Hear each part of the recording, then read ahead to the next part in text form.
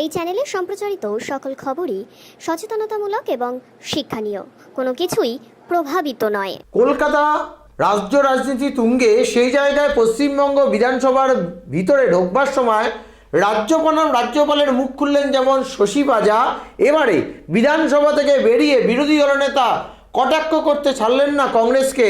অর্থাৎ গতকাল দিল্লির যে ফলাফল, সেই ফলাফলের ওপরে কংগ্রেসের যে বডি ল্যাঙ্গুয়েজ, কংগ্রেসের যে কাজকর্ম, তার উপরে কিন্তু তীব্র কটাক্ষ করলেন বাংলা থেকে বিরোধী দলনেতা শুভেন্দু অধিকারী।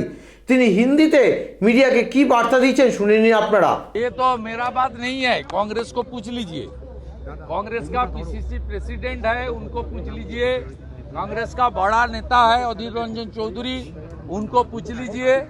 ये सवाल तो जवाब मैं ही नहीं दूंगा। यहाँ ममता बनर्जी कांग्रेस सीपीएम को छोड़ के रखा है हिंदू वोट तोड़ने के लिए। ये सीधा सीधा कांग्रेस सीपीएम को ममता बनर्जी जिंदा रखता है एज ए थर्ड फोर्स। वो हिंदू वोट तोड़े, जैसे लास्ट पार्लियामेंट चुनाव में कांग्रेस सीपीएम मिलके 5.5% वोट उनको मिला था। उसमें आप देख लेना, बीजेपी का 12 उम्मीदवार 1 लाख से कम वोट में चुनाव हारा। आरामबाग का 6000 से लेकर छोटा छोटा वोट में हमारी बहुत उम्मीदवार लोकसभा चुनाव हारा। ये कम से कम 12-13 सीट है। ममता बनर्जी का ये बहुत क्लेवर प्लानिंग है। वो कांग्रेस को और सीपीएम को हिंदू वोट तोड़ने के लिए ये मदद कर रहा है। उसको मालूम है मुसलमान वोट 100 से 100% ममता बनर्जी को मिलेगी। इसलिए मिलेगी, उनकी पार्टी मुस्लिम लीग 2 है। उनकी पार्टी रोहिंग्या मुसलमान घुसा रहा है। उनका सरकार 600 किलोमीटर जो फेंसिंग देने के लिए जमीन बीएसएफ को नहीं दे रहा है। उनका सरकार इमाम मुआज्जम भाता दे रहा है। उनका सरकार आज भी गवर्नर साहब का स्पीच में नया 600 मॉडल मदरसा बनाने का लिए ऐलान कर दिया है। उन्होंने 77 में मुस्लिम कम्युनिटी को ओबीसी का लिस्ट में डाल दिया है without the permission of central government. ये अनकॉन्स्टिट्यूशनल है। हाई कोर्ट का डिवीजन बेंच सेट असाइड कर दिया है। ये सुप्रीम कोर्ट में गया है ये सरकार, ये ओबीसी संरक्षण देने के धर्म के आधार पर और मजहब के आधार पर ये मुसलमान लोग को ओबीसी दे रहा है, और हिंदू को ओबीसी जो हिंदू का राइट्स है, कॉन्स्टिट्यूशनल राइट्स मंडल कमीशन ने दिया है, उसको छीनने का काम कर रहा है। इसलिए ये कांग्रेस सीपीएम का बारे में जो बताया, ये उनका हिंदू वोट तोड़ने का साजिश है।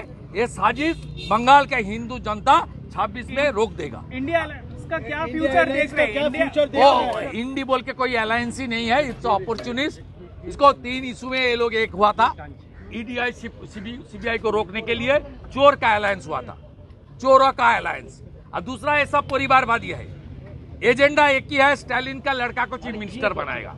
ममता बनर्जी का एजेंडा है अपने भतीजा को चीफ मिनिस्टर बनाने का। शरद पवार जी का एक ही एजेंडा है, लड़की को चीफ मिनिस्टर बनाना। अखिलेश यादव से तेजस्वी यादव सब परिवारवादी है।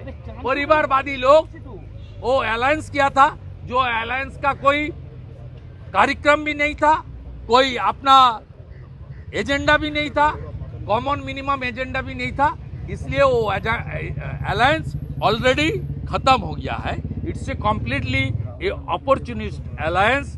ये अलायंस फॉर्मेशन के लिए 3 क्राइटेरिया है: ईडी सीबीआई को रोकना, भ्रष्टाचार के लिए, परिवारवाद के लिए, और मुसलमान तोषण करने के लिए। जिसका एजेंडा ही था हम लोग चुनाव जीतेगा तो राम मंदिर तोड़ के वो जो विवादित ढांचा है, वो ढांचा को फिर निर्माण करना, ये खुला हम बोला था। यही एजेंडा है, अपीजमेंट। राहुल गांधी को लेके बंगाल में कांग्रेस ने रोड शो करने वाला है आफ्टर दिल्ली का आपको हराने के बाद। वो साइन बोर्ड हो गया है। वो पार्टी का कुछ नहीं है। वो पार्टी का साथ कोई नहीं है। वो करेगा खास करके हिंदू एरिया में करेगा, हिंदू वोट तोड़ के ममता को सपोर्ट करने के लिए। अधीर चौधरी का कैंपेनिंग में जो राहुल गांधी नहीं आया, उस दिन ये पार्टी खत्म हो गया है। कहीं ना कहीं की अधीर चौधरी कांग्रेस का सबसे बड़ा नेता था, बड़ा नेता है। अधीर चौधरी अपने कैंपेनिंग में सेंट्रल कांग्रेस लीडरशिप को बुलाया। कांग्रेस अध्यक्ष खाड़गे जी कालियाचौक सुजापुर में कैंपेन किया ईसा खान के लिए, लेकिन राहुल गांधी, प्रियंका गांधी और कांग्रेस का कोई नेशनल लीडर बहरमपुर पे नहीं आया। इसलिए नहीं आया, ममता बनर्जी का जो कैंडिडेट है गुजरात से आया था यूसुफ पठान, उनको जिताने के लिए।